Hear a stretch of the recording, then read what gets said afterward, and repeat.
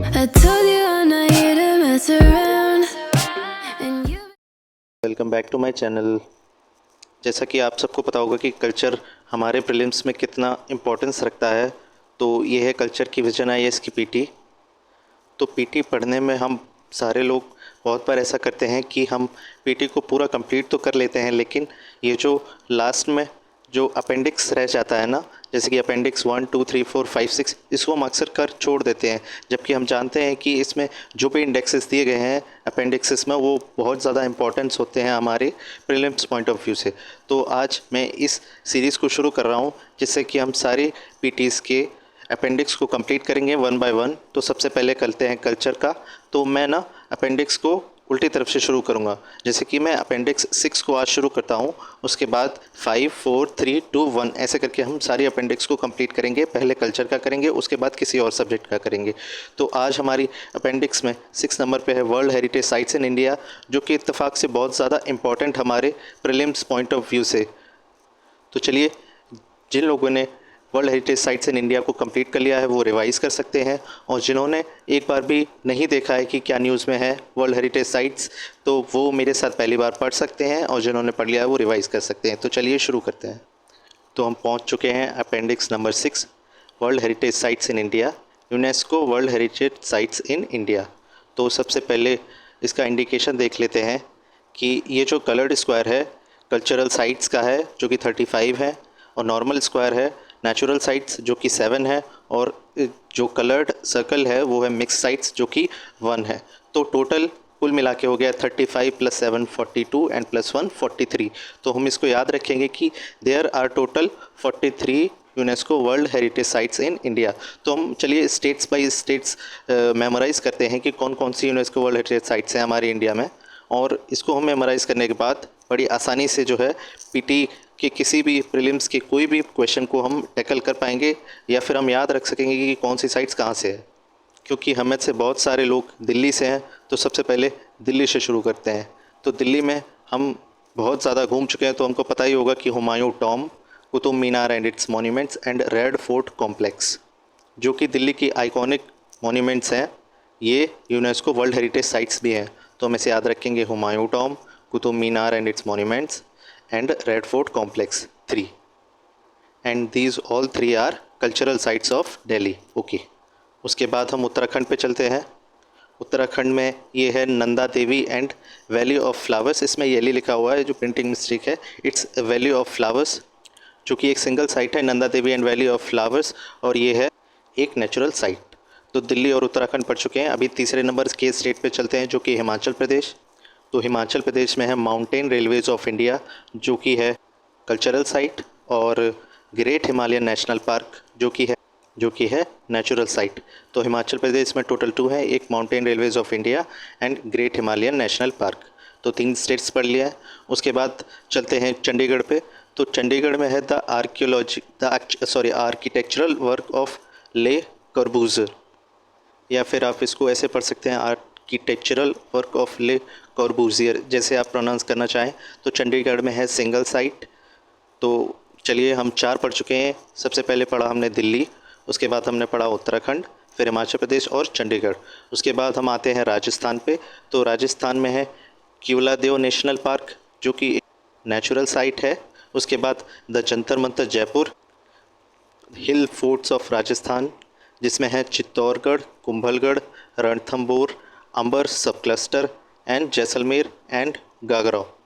Okay, तो इसमें 6 हिल forts of Rajasthan के नेम किए गए हैं। नंबर 1 चित्तौड़गढ़, 2 कुंभलगढ़, 3 रणथंभौर, 4th अंबर सब cluster, 5th Jaisalmer and 6th Gagron.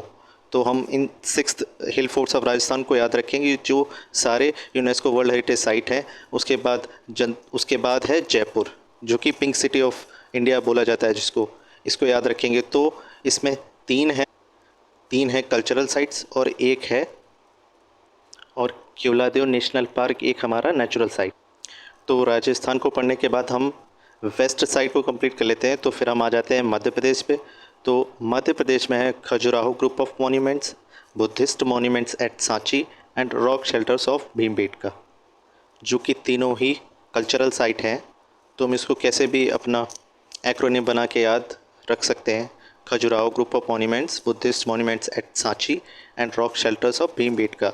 Khajuraho और भीमबेटका तो हमको याद है कि मध्य प्रदेश में है, और बुद्धिस्ट मॉन्यूमेंट्स एट सांची ये भी हमको याद रखना है मध्य प्रदेश में। तो these are 3 cultural UNESCO world heritage sites in Madhya Pradesh. उसके बाद हम आ जाते हैं गुजरात पे। तो गुजरात में है 4 कल्चरल साइट्स। पहला है चपमानेर पावगढ़ आर्कियोलॉजिकल पार्क, रानी की वाव, इसका शायद पिछले साल क्वेश्चन भी था। उसके बाद है हिस्टोरिक सिटी ऑफ अहमदाबाद, और 4th है धोलावीरा।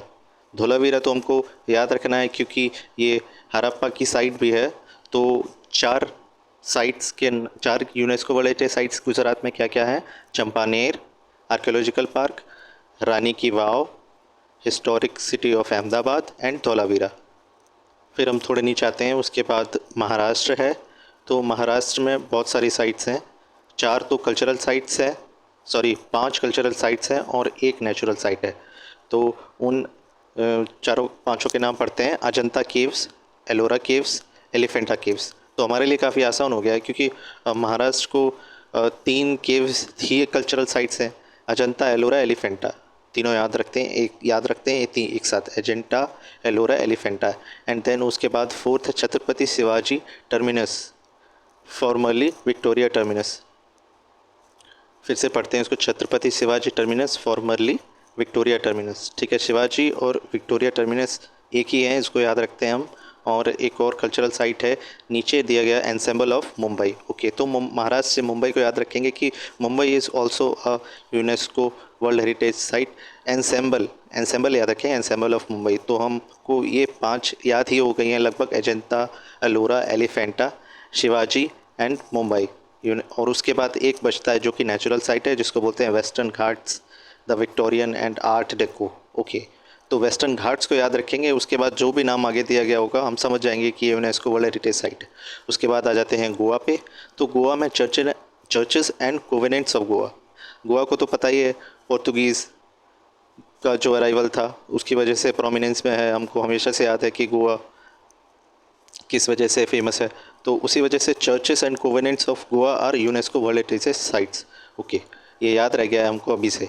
उसके बाद हम पढ़ते हैं Karnataka, group monuments at Hampi, group monuments Pattadakal. हर बार पढ़ता हूँ मैं, हर बार गलत पढ़ देता हूँ। Group monuments Pattadakal, then western Ghats and sacred ensembles of Hoysalas.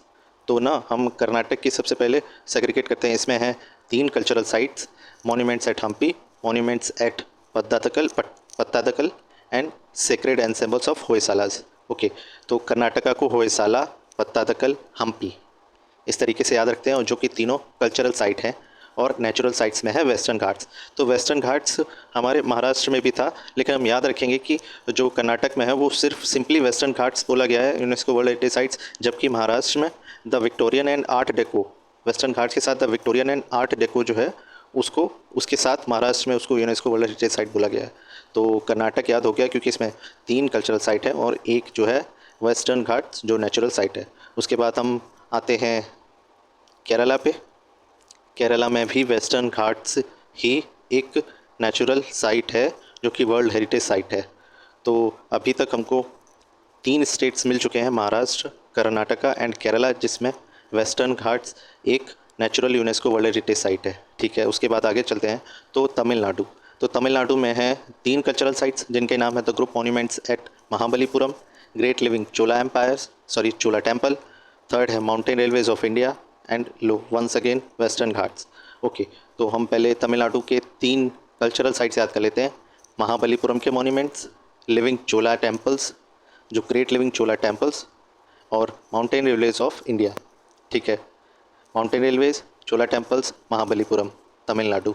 Okay, उसके बाद वेस्टर्न घाट्स। तो ये है 4th स्टेट जिसमें वेस्टर्न घाट एक नेचुरल यूनेस्को साइट है, तमिलनाडु। तो 4 स्टेट्स अगर हमसे ऐसे पूछा जा सकता है कि चार कौन कौन से स्टेट्स हैं जिसमें वेस्टर्न घाट्स एक यूनेस्को वर्ल्ड हेरिटेज साइट है, तो हम शुरू करेंगे महाराष्ट्र, क्योंकि हम पढ़ चुके हैं नीचे नीचे से महाराष्ट्र, कर्नाटका पढ़ चुके हैं, केरला पढ़ चुके हैं और Tamil Nadu. Maharashtra, Karnataka, Kerala, Tamil Nadu has western Ghats its as natural UNESCO world heritage site. उसके बाद हम चलते हैं तेलंगाना पे। तो तेलंगाना में सिंगल साइट है जो कि कल्चरल साइट है, जो है Kakatiya Rudreshwara temple, also known as the Ramappa temple. Okay, Ramappa temple भी अभी न्यूज़ में है कल्चर में, अभी आपने पीटी अगर पढ़ा होगा तो उसमें देखा होगा।